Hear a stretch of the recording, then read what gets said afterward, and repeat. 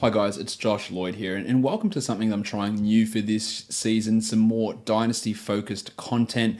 You're seeing this on YouTube, you're going to get them in little 3 to 5 minute segments, and that'll all be compounded into a once-a-week podcast for the audio format as well. So starting that off now, in the pre-season. And there's a couple of things I'm going to be looking at. I'm going to be doing the player spotlights that I did last season, which was part of the regular podcast. I'm going to be pushing them into the Dynasty portion of the shows, where we spend 4 to 5 minutes on one specific player and talk about what they're looking like and their projections for the future. I'm going to be doing some trade reviews from one of the 13 Dynasty leagues that I have currently running at the moment. So looking at trades that go down, discussing the pros and cons of that deal. I'm going to be also answering questions from you guys as well. So they're the 3 different types of segments we're going to be running in these Dynasty shows. The first way I'm going to start this off is by looking at a trade that did go down in one of my Dynasty leagues a couple of days ago. Let's take a look at that trade that did go down. It was in one of my 30-team Dynasty leagues, the Red Rock 30 Steph Curry division, which is heading into its 3rd season, I believe. I think the Trent Copeland has won both years of that league, which is pretty impressive in a 30-team Dynasty format. It's a 30-team head-to-head league, 9-category league, basically mirroring an NBA roster, 13 roster spots. Maybe it's a little bit, or not maybe, it is a little bit lower than NBA rosters. We've got some minor league slots and injured reserve slots over in this league as well. I'm not here to call out the people who made the trade or their teams or anything like that, but this is the trade that went down a couple of days ago.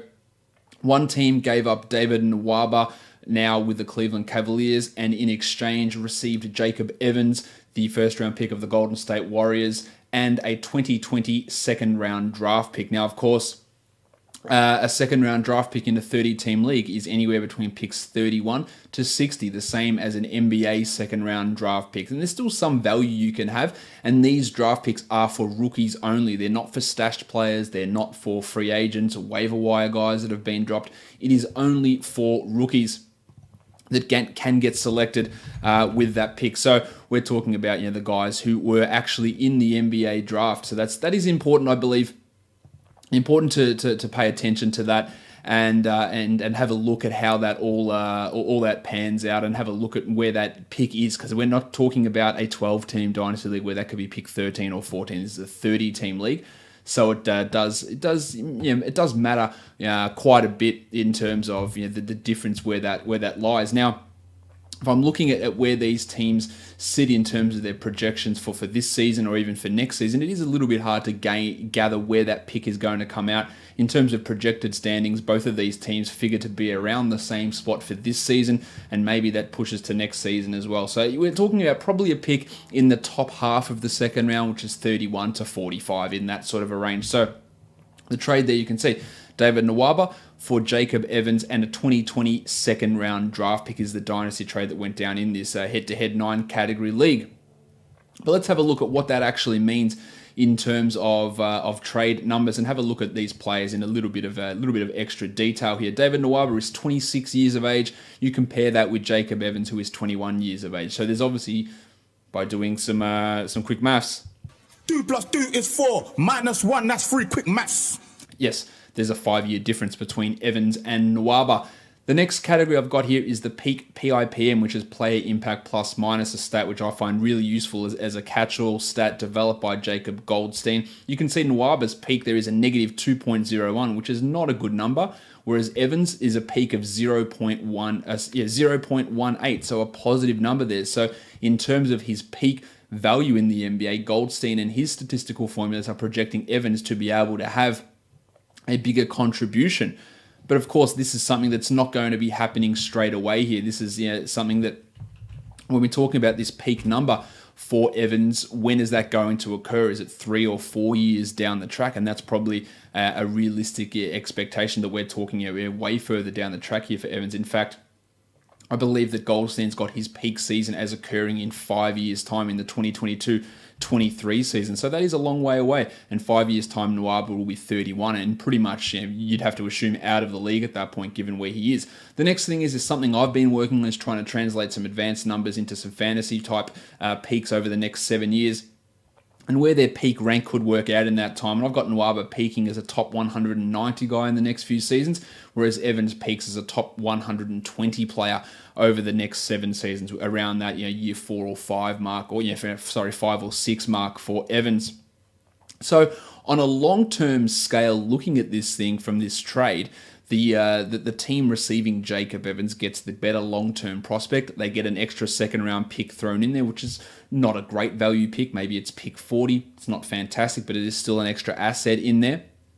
Then you got to look at it from this point of view in terms of the value for this season, and that's using the Basketball Monster trade monster. You can see that screen grab there. And you've got that Nwaba is the significantly more valuable player. I don't imagine Evans is going to be an every night part of the rotation in Golden State and probably isn't going to play all that much. Nwaba may not be an every night part of the rotation either, but he's going to play a lot more. He's going to have a larger role, and he's going to be significantly more important for the Cavs than what Evans is for the Warriors this season, I believe. These two columns here you can see, there's one that says Punt V and one that says League V.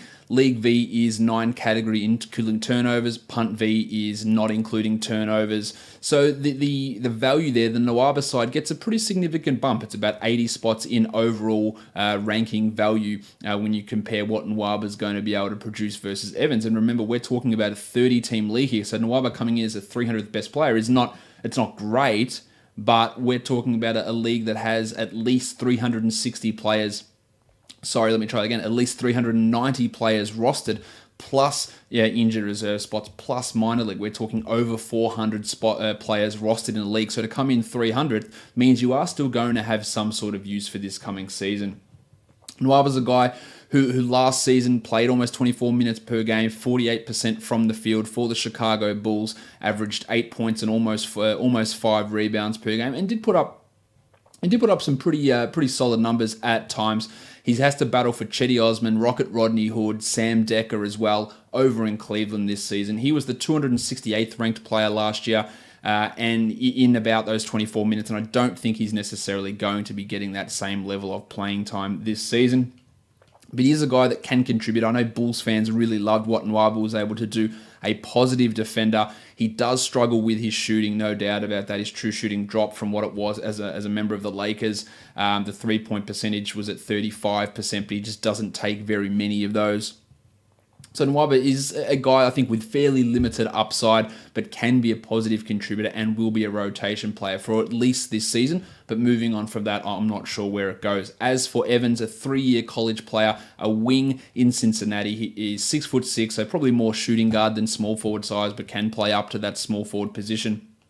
Started all 36 games each of the last 2 seasons as a sophomore and a junior in Cincinnati, and shot the ball really well. 42% as a sophomore, 37% from 3 as a junior as well. You're generating over a steal per game, almost 3 assists per game in both those years, and 13 points per game in that time frame as well. And his advanced numbers in college were pretty impressive. A 6.44 PIPM, added over 7 wins, really strong defensive PIPM, second only on the team to Gary Clark, who looks like is going to be a two-way guy for Houston this season. So Evans is that guy who can have some relatively fantasy-friendly type numbers just by being able to generate steals and hit some threes. And if any of that passing acumen comes on for Evans, where he can average 2 to 3 assists on the wing, along with 1.5 steals and giving you 1.5 threes, I think that's probably his peak sort of level. He's not an elite free throw guy. He's not going to get to the line in big chunks. And of course, on this current Warriors team, he's going to be pushed way down. But Klay Thompson, Kevin Durant, these are both free agents next season. I don't think much is changing for them. But Evans could work his way into a role, maybe more when Andre Iguodala retires, and be able to be that guy who can play 24 minutes a night and get to that peak of the top 120 in about 5 to 6 years' time. So that's how I view this trade. Looking at it, if I have to say now, Nwaba does give you the advantage this season, but given how limited the advantage he gives you this year, I would give the Evans side probably the win there, but it is clearly more for the future. It's more for 4 years' time, and you're sacrificing a little bit there with Nwaba. But obviously the person who's acquiring Nwaba here believes more in him than what I do. I just don't see him being a huge contributor, nor being a big fantasy guy. So that's how I'm looking at that. Hope you guys like this little segment. I'm going to be more of those coming in the coming days and weeks. So, see ya.